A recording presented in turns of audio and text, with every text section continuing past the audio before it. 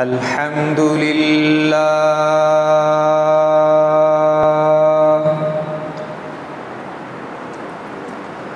الحمد للہ الذی نور قلوبنا بنور الایمان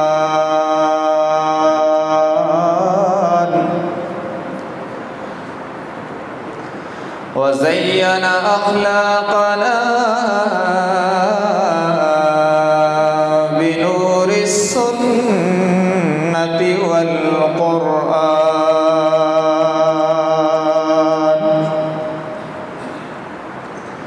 والصلاة والسلام على سيد الأنبياء محمد الذي أنزل عليه الفرقان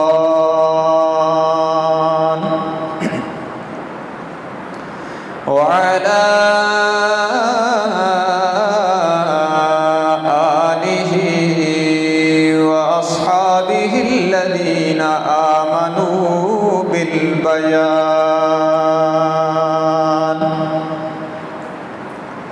أما بعد فأعوذ بالله من الشيطان الرجيم بسم الله الرحمن الرحيم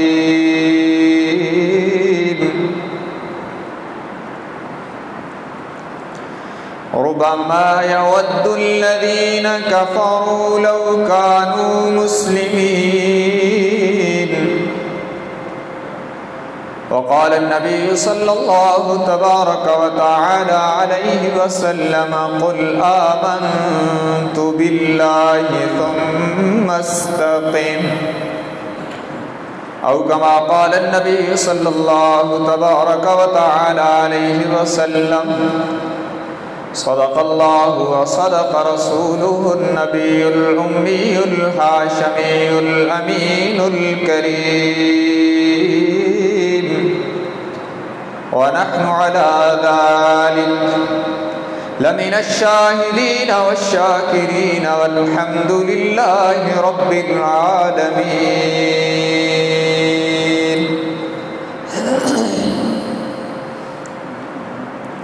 واجب الاحترام علماء کرام، بزرگان محترم، عزیز ساتھیوں، میں آپ حضرات کے سامنے حضرت مولانا یونس صاحب متظلہ العالی کے دیے ہوئے عنوان پر چند باتیں عرض کرنے کی کوشش کروں گا، لیکن ان سے پہلے یہ گزارش کرتا ہوں کہ یہاں بولنے کا رواج نہیں ہے یا آپ کو سمجھ نہیں آ رہی ہے؟ اتنی خاموشی سے آپ سماعت فرما رہے ہیں، اور میں تو معذور آدمی ہوں، آنکھوں سے دیکھ بھی نہیں سکتا، تو میں تو یہی سمجھوں گا کہ مجھے الگ بٹھا کے ویڈیو بنا رہے ہیں۔ تو آپ سبحان اللہ تو کہیں یار۔ سبحان اللہ کہنے پر نہ خرچہ ہے نہ پرچہ ہے، بلکہ جنت میں چرچا ہے۔ آپ کے جنت میں درخت لگ رہے ہیں، اور کم از کم اس پروگرام کے اختتام پر ایک باغ تو لگا جاؤ۔ تو یہ علماء تو بول رہے ہیں، اکثر یہ ہوتا ہے کہ علماء خاموش بیٹھتے ہیں اور عوام بولتی ہے، یہاں علماء بول رہے ہیں، عوام چپ کر کے بیٹھی ہے۔ ہماری شریعت میں ایسا چپ کا روزہ بھی نہیں ہے۔ وہ انی نظرت للرحمن صوما والی بات حضرت مریم کے لیے تھی، ہمارے لیے تو نہیں ہے۔ تو آپ بولتے ہیں نا، اچھا بولنا تو باعث نجات ہے، تو اس لیے آپ بخل نہ کریں، سب حضرات بلند آواز سے کہہ دیں سبحان اللہ۔ ہاں یہ ادھر والے میں نے سمجھا ادھر بیٹھا ہی کوئی نہیں ہے، ابھی پتہ چلے ادھر بھی بندے بیٹھے ہیں، تو آپ بخل نہ کریں۔ انشاءاللہ آپ کا وقت، میں کوشش کروں گا آپ کا وقت ضائع نہ ہو، آپ کا وقت قیمتی بنے۔ مجھے موقع ملا میں ان علماء کو سبق سناؤں، اور آپ حضرات کی جو ہے، آپ حضرات کے ذوق کی تسکین کروں۔ تو آپ بولیں گے تو میں بھی بولوں گا نا، مجھے پتہ چلتا رہے بیٹھے ہیں، اگر آپ چپ کر جائیں گے تو میں شک پڑ جائے گا کہ چلے تو نہیں گئے اٹھ کے۔ تو اس لیے آپ نے جو ہے بولتے رہنا ہے، اور یہ ایسا تو نہیں ہے کہ آواز ٹکراتی ہے تو آپ کو سمجھ ہی نہیں آتی۔ اگر آپ کو سمجھنا ہے تو انتظامیہ کو بتا دیں، میں بغیر اس کے بھی بول سکتا ہوں، کوئی مسئلہ نہیں ہے۔ آپ بولتے رہیں تو مجھے سکون ملتا رہے گا، اور انشاءاللہ ذوق بڑھتا رہے گا، اور آپ کا بھی ایمان تازہ ہوتا رہے گا۔ تو ایک بار پھر سب کہہ دیں سبحان اللہ، ادھر والے جزاکم اللہ خیر۔ میں نے آپ حضرات سے جو بات کرنی ہے وہ یہ ہے، بالکل سیدھا سادہ عنوان ہے، ویسے تو علمی عنوان ہے، لیکن میں کوشش کروں گا کہ علمی عنوان کو عوامی انداز میں پیش کروں آپ کے سامنے، اور وہ عنوان یہ ہے، مولانا یونس صاحب کے الفاظ کو میں تھوڑی ترمیم کے ساتھ پیش کر رہا ہوں اور وسعت دے کر، اور وہ عنوان یہ ہے کہ ایمان کے مومن کی زندگی پر کیا اثرات ہونے چاہیے۔ ہم سب نے الحمدللہ کلمہ طیبہ پڑھا، لا الہ الا اللہ محمد الرسول اللہ، ہم مسلمان ہیں الحمدللہ، اور ہم پیدا ہوئے تو ہمارے کانوں میں پہلی صدا پڑی اللہ اکبر، اور ہم نے بولنا شروع کیا تو ماں باپ نے کلمہ طیبہ پڑھایا، کلمہ شہادت پڑھایا، اور ہم مسلمان پیدا ہوئے، ماں کی گود سے ہمیں کلمہ طیبہ نصیب ہوا ہے۔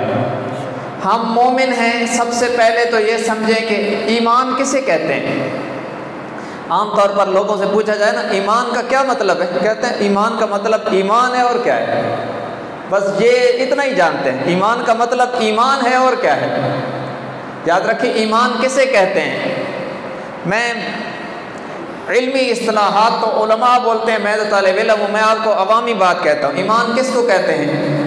التصدیق بما جاء به النبی صلی اللہ علیہ وسلم، جو کچھ محمد، سب کہتے ہیں صلی اللہ علیہ وسلم، جو کچھ محمد صلی اللہ علیہ وسلم نے اللہ سے لے کر امت کو دیا ہے، اس کو دل و زبان سے ماننے کا نام ایمان ہے۔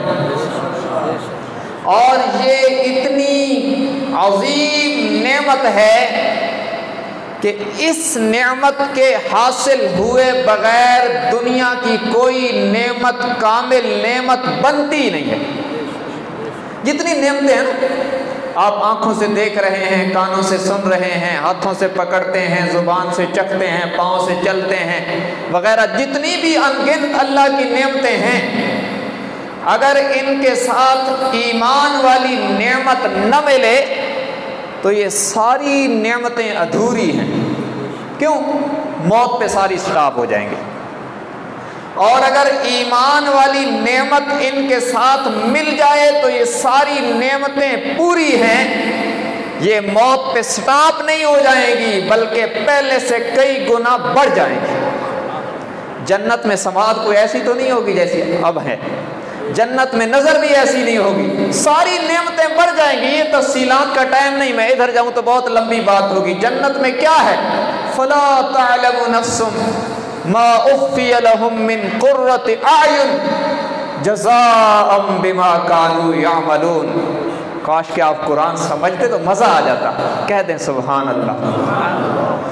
اللہ فرماتے ہیں کہ کوئی نفس یہ نہیں جانتا کہ ہم نے ان کی آنکھوں کو ٹھنڈا کرنے کے لیے کیا کیا انتظامات کر رکھے، اور یہ انتظامات ملیں گے ایمان کی برکت سے۔ اگر ایمان نہ ہوا تو موت پر دنیا کی ساری نعمتیں سٹاپ ہیں، آگے عذاب ہی عذاب ہے۔ تو یہ اتنی قیمتی نعمت ہے کہ اس کے بغیر کوئی نعمت بنتی نہیں ہے۔ اب اس نعمت کے حاصل ہو جانے کے بعد مومن کی زندگی میں، مومن کی عملی زندگی پر اس کے اثرات کیا ہونے چاہیے؟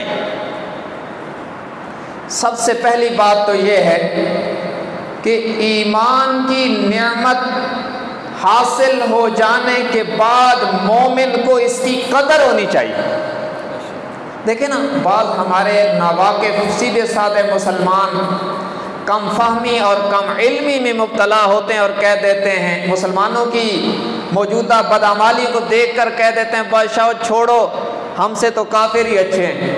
معاذ اللہ، یہ بڑی ناقدری کا جملہ ہے۔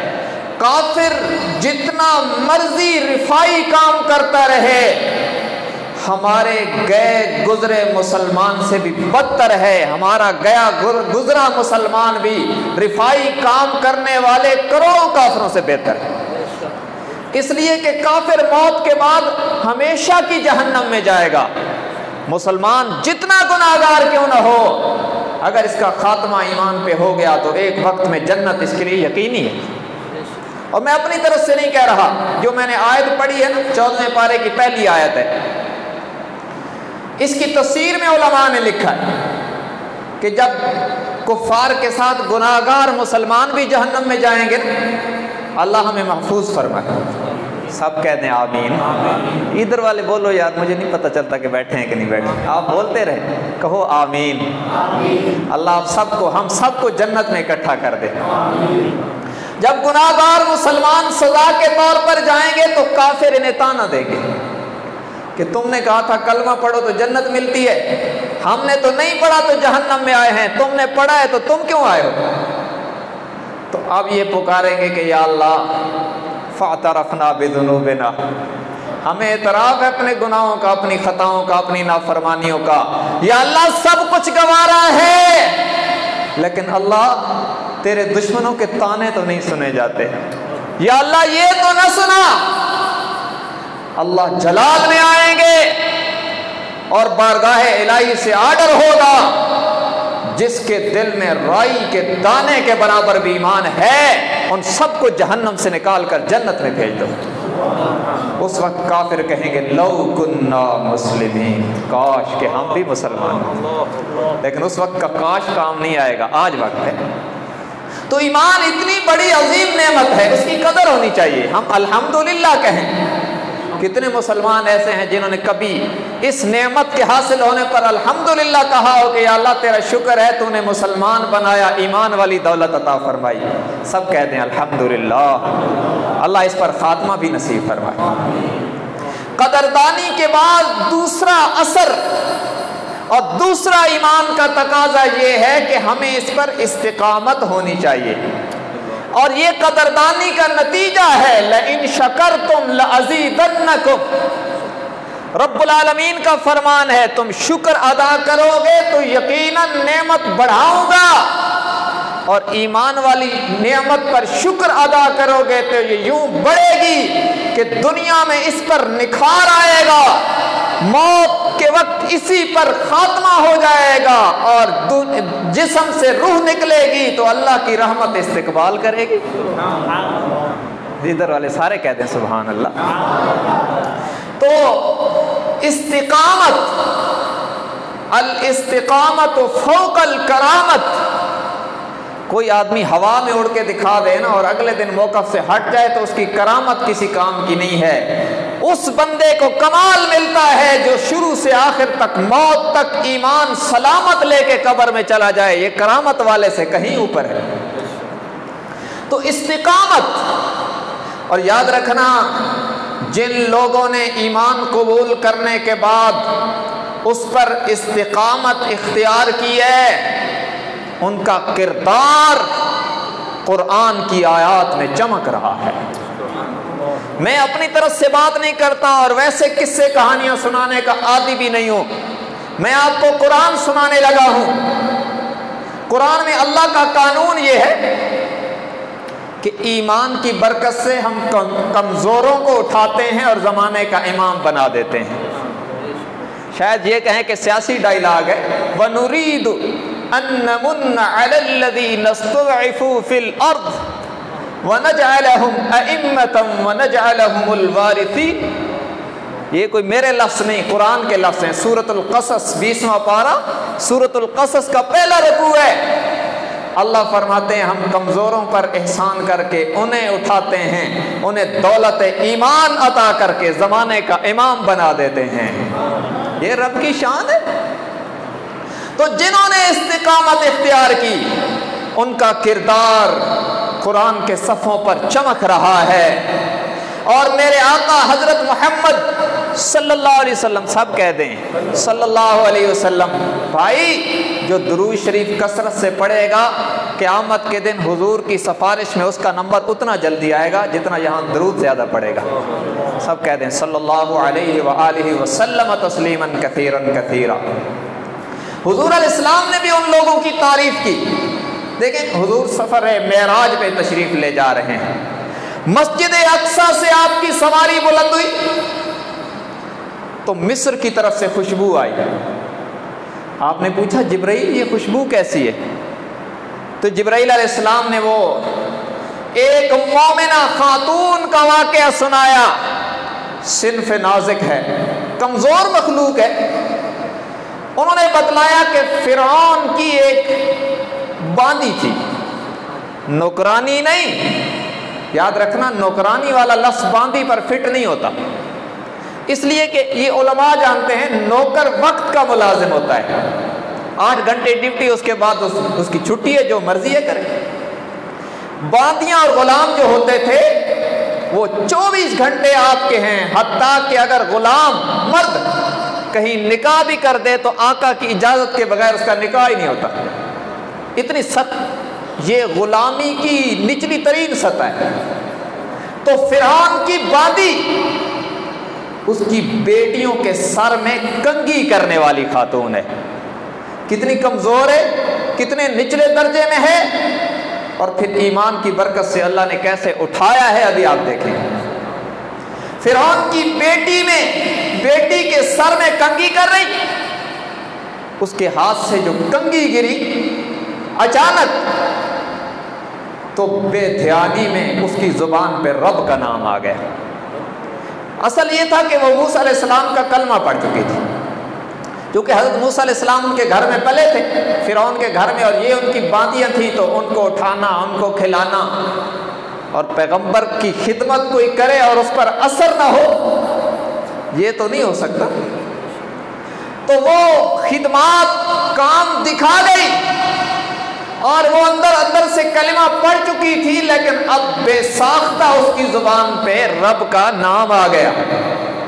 فرعون کی بیٹی نے اپنے باپ کے علاوہ کسی اور کو رب کہتے سنا تو اس سے بھی ہضم نہیں ہوا. اس نے کہا مر ربک, تیرا رب کون ہے؟ اور یہ بھی عجیب سوال ہے. اس وقت تو فرعون کی بیٹی نے اپنی باندی سے کہا مر ربکی, تیرا رب کون ہے؟ مجھ سے اور آپ سے سب سے قبر میں پوچھا جائے گا مر ربو کا, بتا تیرا رب کون ہے.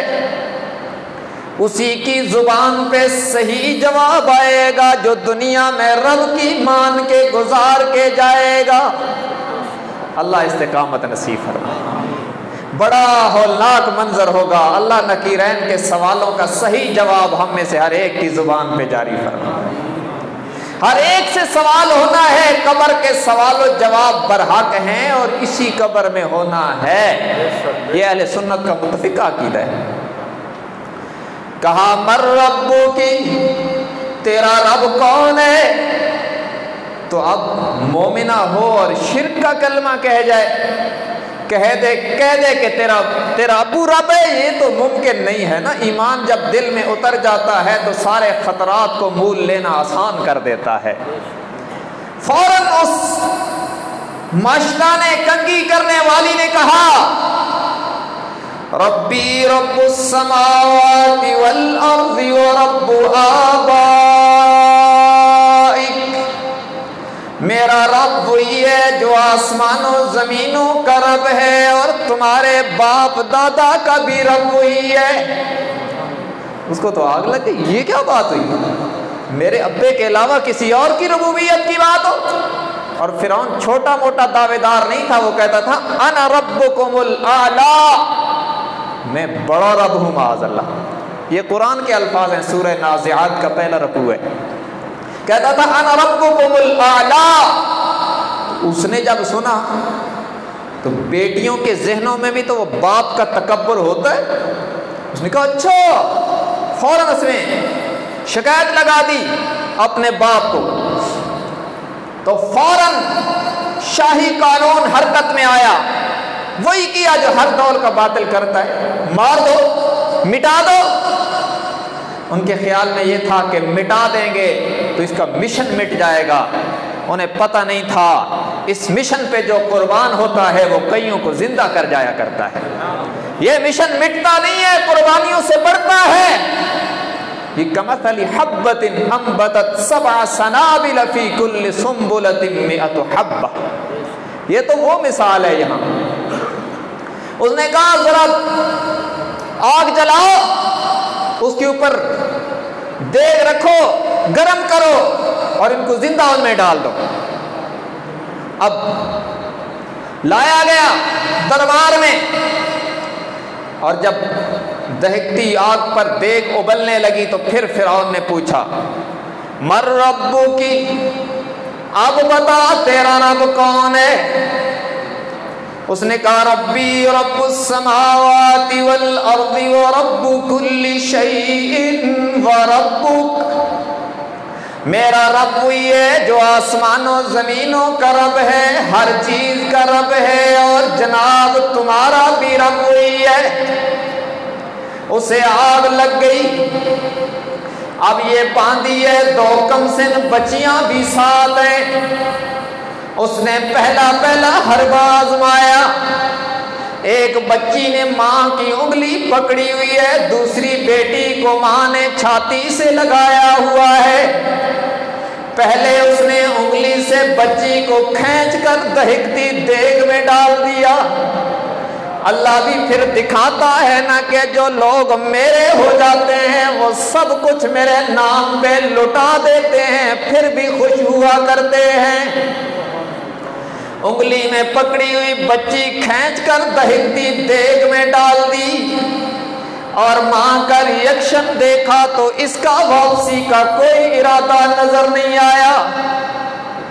اب چھاتی سے جو بچی اس نے لگا رکھی تھی اس کو بھی کھینچا، اور جب ماں کے سامنے اس کی کم سن دو بیٹیاں آگ میں جلنے لگی تو ماں کی آنکھیں چھلک گئی۔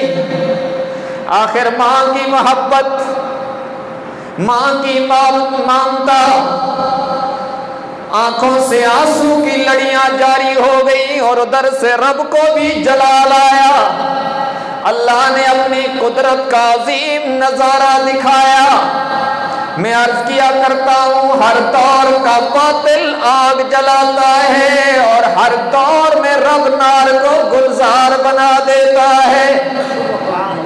آگ جلائی، اور جب دوسری بچی بھی اس سے چھین کے آگ میں ڈال دی، ماں کی آنکھیں چھلکی۔ اللہ نے اپنی قدرت کا نظارہ دکھایا، پردے ہٹا دیے، اور دہکتی دیگ سے چھوٹی بچی نے پکارا امی گھبرانے کی ضرورت نہیں، تھوڑی دیر کے بعد ہم جنت میں اکٹھے ہونے والے ہیں۔ اسے بھی ڈال دیا گیا، اور جب سب پگھل گئی، ہڈیاں نکال کر تینوں کی، ماں اور دو بیٹیوں کی ہڈیاں کٹھی کر کے ایک جگہ دفن کر دی گئی۔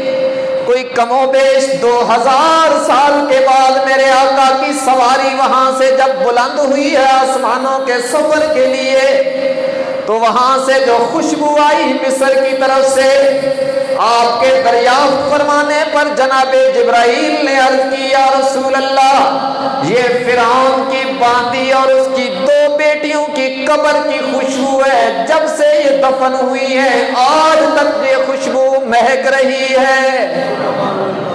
اور یہ اللہ دکھاتا ہے کبھی کبھی ایمان کی خوشبو ایمان والوں کے جانے کے بعد دنیا والوں کو سنگھا دیتا ہے۔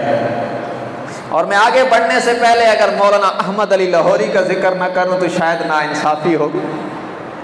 عظیم مجاہد، ختم نبوت کی تحریک میں جب ان کے گھر میں چھاپا لگا نا تو گھر سے گندم کا ایک دانہ بھی برآمد نہیں ہوا۔ فقر و فاقہ کا یہ عالم ہے۔ اور چھاپا مارنے والا SHO کہنے لگا حضرت میں حکومت کا ملازم ہوں، میرے لیے بد دعا نہ کر دینا، میں مجبور ہوں۔ جب اس مرد کلندر کی میت اٹھی ہے لاہور میں تو عمر اچھروی صاحب جیسے لوگوں نے بھی کہا تھا کہ یہ صاحب کرامت شخص ہے، اور اس کی قبر سے خوشبو مہکی، اور لوگوں نے تجربے کیے کہ یہ کون سی فیکٹری کی بنی ہوئی خوشبو ہے۔ لیبارٹریوں میں مختلف زاویوں میں ڈال ڈال کے چیک کیا گیا، ان کی لیبارٹریوں نے کہا کہ اس مرد کلندر کی قبر کے ذروں سے مہکنے والی خوشبو آج تک دنیا میں ایجاد ہی نہیں ہوئی ہے۔ ارے جن کی قبروں کے باہر اتنی خوشبو ہے، ان کی قبروں کے اندر کتنی خوشبو ہوگی۔ بہرحال یہ جب باندی کا حال دیکھا نا، اس استقامت کو دیکھ کر خاتون اول اس وقت کی فرعون کی بیوی آسیہ نے بھی کلمہ پڑھ لیا۔ اس نے کہا بغیر حقیقت کے اتنی بڑی قربانی نہیں دی جا سکتی، اس نے بھی کلمہ پڑھ لیا۔ تو اب تو ڈبل مسئلہ ہو گیا نا، پہلے تو نوکرانی باندھی تھی اور فوراً جلا دی، مار دی، اب تو خاتون اول ہے۔ اور تاریخ میں ہے کہ فرعون نے پورے علاقے سے منتخب کر کے خوبصورت ترین عورت سے لو میرج کیا تھا، اور تھا بھی رن مرید۔ کہتے ہیں عورتوں کی مانتا کوئی نہیں ہے، عورتوں کی تو بڑے بڑے فرعون مانتے رہے ہیں، یہ تو حکومت کرتی ہیں۔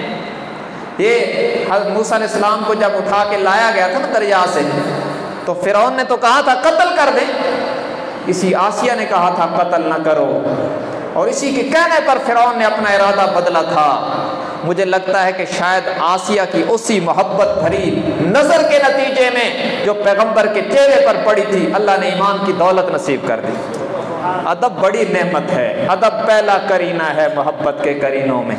اقبال نے کہا ہے، بعض لوگ کہتے ہیں جناب بندہ اونچے درجے پہ جائے تو ادب ساکت ہو جاتا ہے، نہیں نہیں، جتنا بلندی پہ جاتا ہے اتنا ادب بڑھتا جاتا ہے۔ تو بہرحال آسیہ نے کلمہ پڑھ لیا، تو اب تو امتحان اور ہو گیا۔ مجھے دیو وقت بالکل ختم ہو رہا ہے، میں چند منٹ اور چلنا چاہتا ہوں صرف۔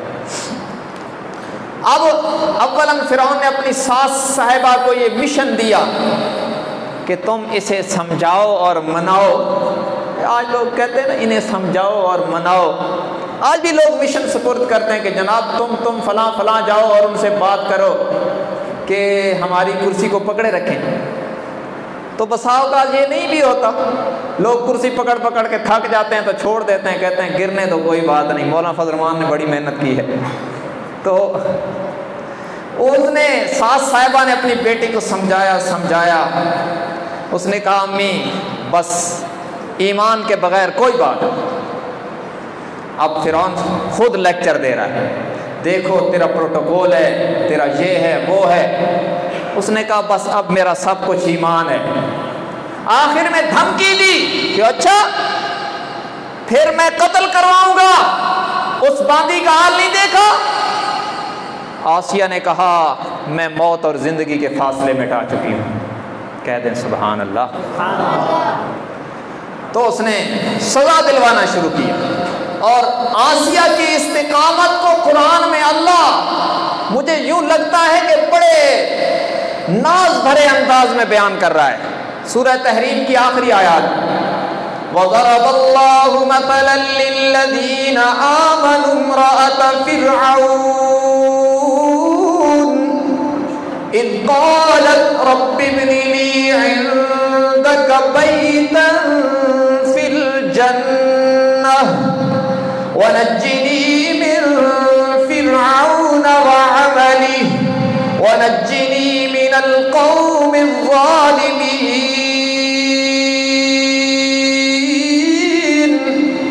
رب العالمین نے فرمایا، مثال بیان کی ہے رب نے فرعون کی بیوی کی، اس کی استقامت، جرت اور ایمانی ولولہ بیان کیا۔ فرعون نے شاہی محل میں بلا کر سب سے پہلی سزا دی، کہا شاہی محل میں سب کے سامنے اس کا شاہی لباس اتار دیا جائے۔ ایک شریف خاتون کے لیے کتنی بڑی سزا ہے۔ آسیہ کے جسم سے لباس اترا، اس نے برستی ہوئی آنکھوں کے ساتھ یوں دیکھا اور کہا دیکھ میرے اللہ، میرا سب کچھ تجھ پہ قربان ہے۔ لباس کیا چمڑا بھی اتر جائے گا لیکن تیرا دربار نہیں چھوڑوں گی۔ ہمیں تو تھوڑی سی مصیبت آ جائے تو سب سے پہلے رب کو چھوڑ دیتے ہیں، کبھی ادھر کبھی ادھر، کبھی کہتے ہیں ڈاکٹر بہت اچھا تھا جناب۔ بھائی سارے ڈاکٹروں کے ہاتھ میں شفا رکھنے والا بھی اللہ ہے، ہماری نظر سب سے پہلے اللہ پہ ہونی چاہیے۔ جب کوئی پریشانی مصیبت آئے سب سے پہلے نظر جہاں جائے سمجھو کہ یقین وہاں اٹکا ہوا ہے۔ مومن کی نظر سب سے پہلے اللہ پر اور ہماری نظر سب سے آخر میں اللہ پر۔ ہم پتہ کیا کہتے ہیں، کبھی ڈاکٹر صاحب کے پاس، کبھی پیر صاحب کے پاس، اور جب سب کہتے ہیں نا یہ لا علاج ہے، پھر کہتے ہیں ہن اللہ علی آس ہے۔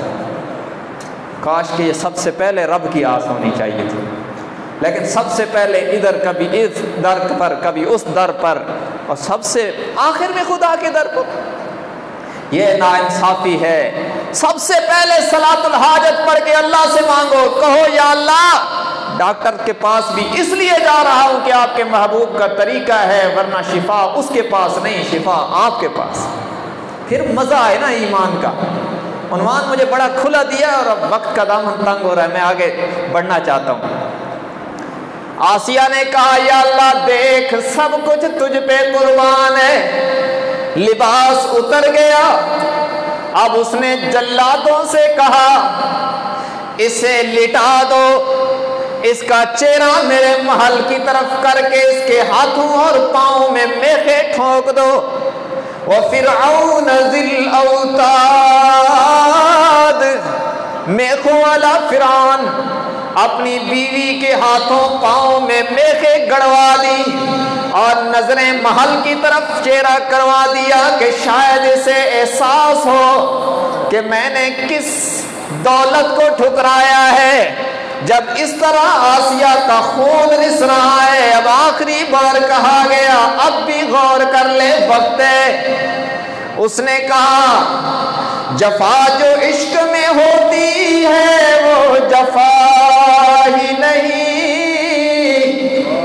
جفا جو عشق میں ہوتی ہے وہ جفا ہی نہیں، محبت میں گر ستم نہ ہو تو محبت کا مزہ ہی نہیں۔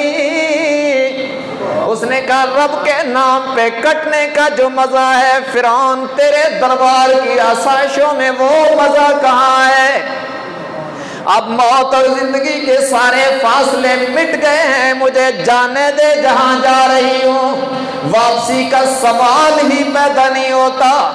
فرعون نے اپنے جلادوں سے کہا، اب دو طرح کی روایتیں، ایک روایت میں یہ ہے کہ کہا گیا جناب اس کا چمڑا اتار دو، ایک روایت میں یہ ہے کہ کہا گیا اسے سولی پہ لٹکا دو۔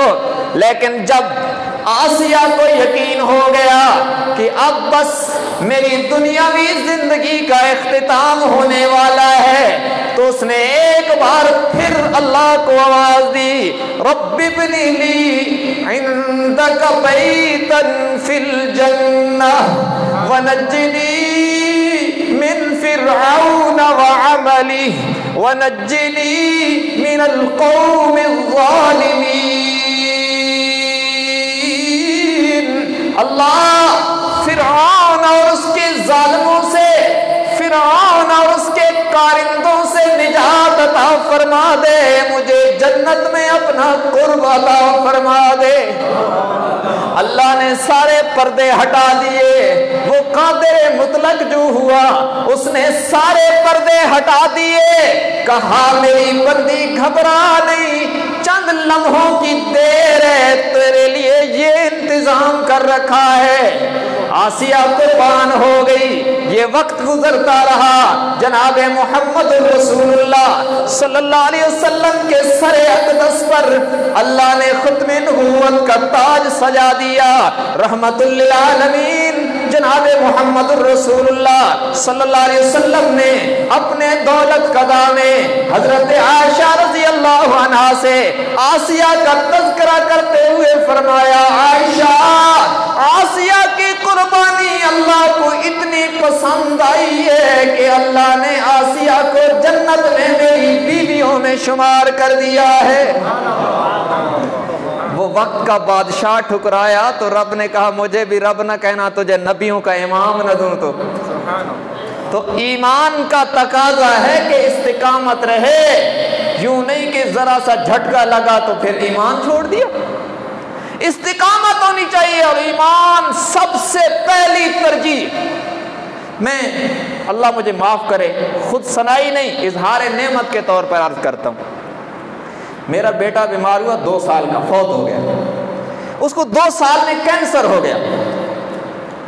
مجھے کہا گیا فلاں در فلاں در فلاں در، اور ایک صاحب کے پاس وہ لے جانا چاہتے تھے، اور وہ یوں ہے کہ پیری کا لبادہ ہے لیکن داڑھی روزانہ صاف کرتے ہیں۔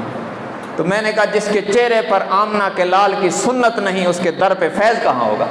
نہیں ہو سکتی، نہیں ہو سکتا۔ یہ مجھے کہا گیا بیٹا مر جائے گا، میں نے کہا اللہ نے اس کی موت لکھی ہے، مر جائے، ایمان پہ سودے بازی نہیں۔ وہ مر گیا، مگر رب بھی بڑا غیور ہے، اللہ نے سال پورا ہونے سے پہلے مجھے دوسرا دیا۔ تو یہ کوئی بات ہے؟ ہم ذرا سی مصیبت آئے تو فلاں حساب والا اور فلاں گنڈے تعویذ الٹے سیدھے لکھنے والے۔ اچھے تعویذوں کا میں منکر نہیں ہوں، کبھی فتویٰ نہ لگا دینا، قرآن لکھا جائے آداب کے دائرے میں، شریعت کے دائرے میں، اچھی بات ہے، لیکن لوگ جو جنتر منتر لکھتے ہیں، کاروباری لوگ بیٹھے ہیں ایمان لوٹ لیتے ہیں، وہ اس طرح کے لوگوں کے پاس جانا ایمان لٹوانا ہے۔ مذہبی ڈاکو بھی لوگ ہوتے ہیں، تو ہمیں سب سے پہلے ایمان کو دیکھنا چاہیے۔ اور بس آخری بات 1 منٹ کی، کہ ہمارا جو رب سے رشتہ ہے نا، بہت سارے ہم ہیں جن کا اللہ سے دکھ کا رشتہ تو ہے، سکھ کا نہیں ہے۔ کیا مطلب؟ بندہ بیمار ہو گیا تو کہتے ہیں صدقہ کر دو، اللہ مصیبت ڈالتا ہے، ٹھیک ہے، اچھی بات ہے، اور مر گیا تو مولوی صاحب کو بلاؤ، سنت کے مطابق غسل دیں، کفن کے کتنے کپڑے ہیں استاد جی سے پوچھو، اور جناب قبر میں کیسے اتارنا ہے، ساری باتیں امام صاحب سے پوچھ کے کریں گے، یہ دکھ کا رشتہ ہے۔ اور جب شادی کرنی ہوگی تو کہتے ہیں مولوی صاحب کو نکاح کی فیس دے کے فارغ کر دینا، باقی ہم اپنی مرضی کریں گے۔ تو یہ خوشی کا رشتہ بھی رب سے ہونا چاہیے، جو نہیں ہے۔ میں وقت نہیں کہ میں اس کے اوپر بھی حدیث پڑھوں، اللہ کے نبی نے فرمایا جو لوگ خوشیوں اور غمیوں میں اللہ کو یاد کرتے ہیں، سب سے پہلے وہ جنت کی طرف بلائے جائیں گے۔ ہم خوشیوں میں رب کو بھول جاتے ہیں، کہتے ہیں یار یہ بھی کرنا ہے ورنہ فلاں ناراض، یہ بھی کرنا ہے ورنہ فلاں ناراض۔ یہ کوئی نہیں پرواہ کرتا کہ یہ نہیں کرنا ورنہ اللہ اور اللہ کا رسول ناراض ہو جائے گا۔ تو ہماری خوشیاں اور غمیاں اللہ اور اللہ کے رسول کے طریقوں کے مطابق ہوں، یہ ایمان کا اثر ہے جو مومن کی زندگی پر ہونا چاہیے، جو آج نہیں ہے۔ بہرحال میں نے اپنے دیے ہوئے عنوان پر چند مختصر سی باتیں عرض کی، عنوان بڑا وسیع ہے، تو انشاءاللہ مولانا یونس صاحب محبت والے ساتھی ہیں، یہ مجھے بلاتے رہتے ہیں، انشاءاللہ پھر کسی اور وقت میں جب مجھے 1.5 گھنٹہ دیں گے نا تو انشاءاللہ اور وسیع بات ہوگی۔